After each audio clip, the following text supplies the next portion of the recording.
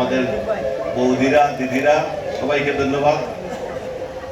সময় কম, আপনারা রথে যাবেন, সন্ধ্যার আগে শেষ করতে হবে আমাদের ওসি সাহেব বলেছেন, সুতরাং আমরা বেশি বক্তব্য রাখার সুযোগ নাই। খুব সংক্ষেপে দুই একটি কথা বলবো আপনাদের সঙ্গে।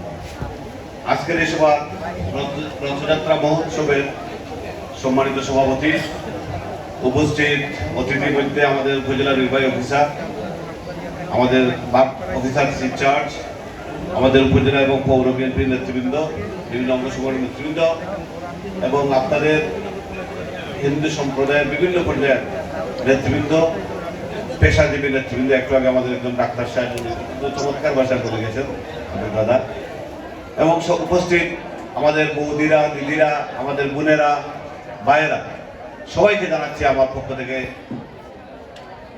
ধন্যবাদ, কৃতজ্ঞতা, শুভেচ্ছা এবং অভিনন্দন এবং নমস্কার। আমি প্রথমেই কৃতজ্ঞতা জানাচ্ছি আপনাদেরকে।